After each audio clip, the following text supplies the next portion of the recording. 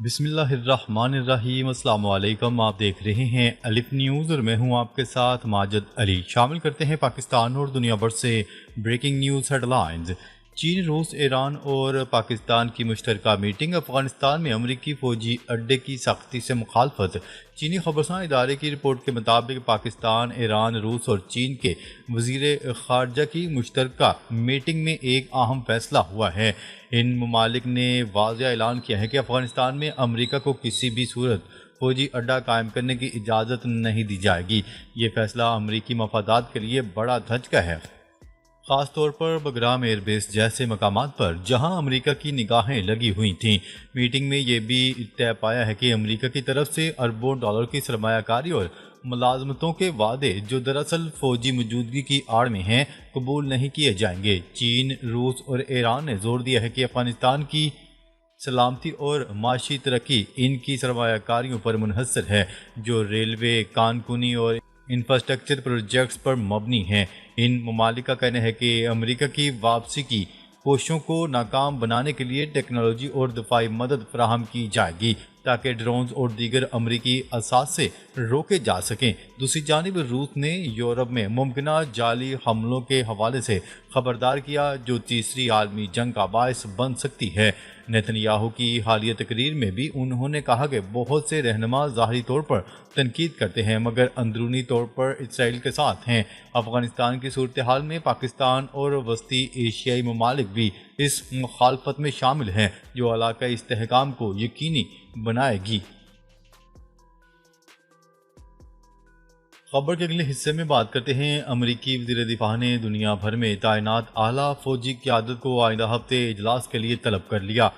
امریکی وزیر خارجہ پیٹ ہیگزیت نے دنیا بھر میں تعینات اعلیٰ فوجی قیادت کو آئندہ ہفتے اجلاس کے لیے طلب کر لیا۔ غیر ملکی میڈیا کی رپورٹ کے مطابق اجلاس میں جنرلز اور ایڈمرلز کی بڑی تعداد شریک ہوگی اور امکان ظاہر کیا جا رہا ہے کہ اس اجلاس میں قومی دفاعی حکمت عملی اور فوجی قیادت کی تعداد میں ممکنہ کمی جیسے موضوعات پر بھی بات چیت ہوگی۔ غیر ملکی میڈیا کی رپورٹ کے مطابق یہ اجلاس امریکی ریاست ورجینیا میں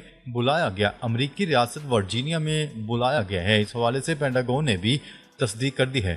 اس حوالے سے ایک اہلکار کا کہنا ہے کہ ایونٹ کے دوران کوئی حیران کن اعلان بھی سامنے آ سکتا ہے۔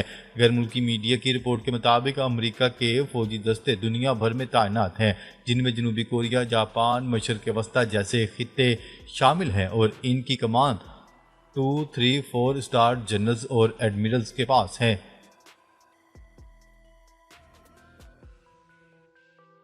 خبر کے اگلے حصے میں بات کرتے ہیں۔ نیتن یاہو کا اقوام متحدہ کا خطاب غزہ میں زبردستی سنایا گیا۔ اسرائیلی وزیر اعظم نیتن یاہو کا اقوام متحدہ میں کیا گیا خطاب غزہ کے مظلوموں کو زبردستی سنایا گیا۔ غیر ملکی ذرائع ابلاغ کی رپورٹ کے مطابق اقوام متحدہ کی جنرل اسمبلی میں اسرائیلی وزیر اعظم نیتن یاہو کے خطاب کا عرب اور مسلم ممالک نے بائیکاٹ کیا۔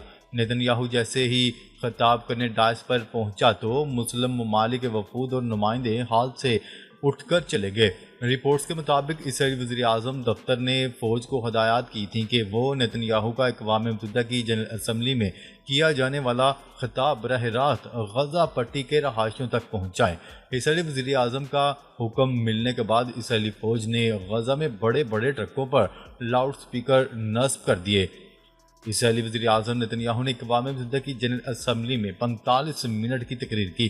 دوسری جانب آئرلینڈ کے وزیر اعظم نے ملک سے مطالبہ کیا ہے کہ وہ غزہ میں اسرائیل کی نسل کشی کے خلاف کارروائیاں کریں۔ مارٹن نے اقوام متحدہ کی جنرل اسمبلی سے خطاب کرتے ہوئے کہا کہ آئرلینڈ غزہ کے ساتھ یکجہتی میں کھڑا ہے اور اسرائیل کی جنگ کو انسانی وقار اور شائستگی کی توہین کے طور پر تنقید کرتا ہے۔ ان کا کہنا تھا کہ ہم دیکھ رہے ہیں کہ بھوک کو جنگ کے ایک آلہ کے طور پر استعمال کیا جا رہا ہے۔ سرحد پر امداد کے ٹرک سڑ رہے ہیں اور بچے بھوک سے مر رہے ہیں۔ لوگ اپنے اہل خانہ کے لیے خوراک کی تلاش میں گولی کھا کر ہلاک ہو رہے ہیں۔ اسکول، ہسپتال، مساجد، ثقافتی اداروں کو دانستہ طور پر نشانہ بنا کر تباہ کیا جا رہا ہے۔ مارٹن نے اقوام متحدہ کی انکوائری کی طرف اشارہ کیا، جس میں پتہ چلا کہ غزہ پر اسرائیل کی جنگ ایک نسل کشی ہے اور رکن ممالک سے کارروائی کرنے کا مطالبہ کیا ہے۔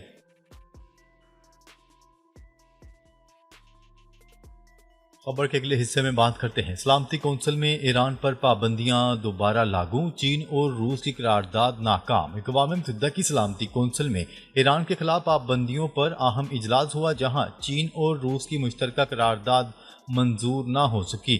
یہ قرارداد 2015 کے جوہری معاہدے کے تحت ایران کو دی گئی رعایتوں میں توسیع کے لیے پیش کی گئی تھی، تاہم اراکین کی اکثریت نے اسے مسترد کر دیا۔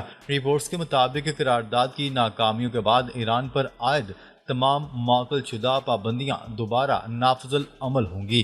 سلامتی کونسل نے 15 رکنی اجلاس میں 9 اراکین نے مخالفت، 4 نے حمایت، جبکہ 2 اجلاس میں شریک ہی نہ ہوئے۔ روس کے نائب مستقل مندوب دمتری پولیانسکی نے اجلاس کے دوران سخت موقف اختیار کرتے ہوئے کہا کہ ماسکو ایران پر پابندیوں کی بحالی کو مسترد کرتا ہے۔ ان کے مطابق تہران کے خلاف یہ اقدامات غیر قانونی اور ناقابل عمل ہیں۔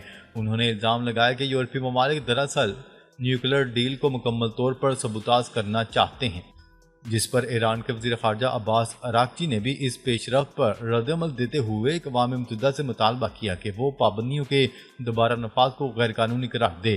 انہوں نے امریکہ پر الزام لگایا کہ اس نے سفارتکاری سے غداری کی، جبکہ برطانیہ، فرانس اور جرمنی پر معاہدے کو دفن کرنے کا الزام عائد کیا۔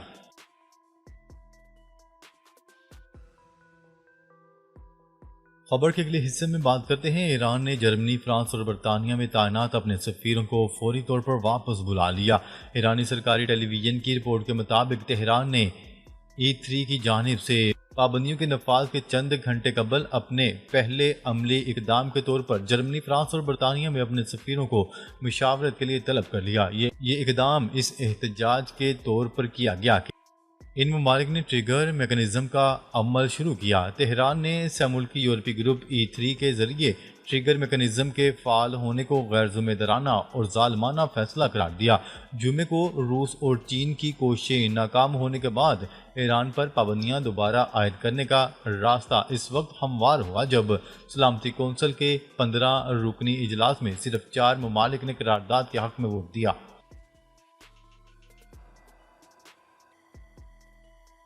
خبر کے اگلے حصے میں بات کرتے ہیں ایرانی صدر مسعود پزشکیان کا کہنا ہے کہ انتہائی افزودہ یورینیم سے متعلق شفاف طریقے اختیار کرنے کے لیے تیار ہیں۔ ایرانی صدر کا کہنا تھا کہ ایٹمی عدم پھیلاؤ معاہدے سے نکلنے کا کوئی ارادہ نہیں۔ ایران اور امریکہ کے درمیان بے اعتمادی کی دیوار انتہائی بلند ہے۔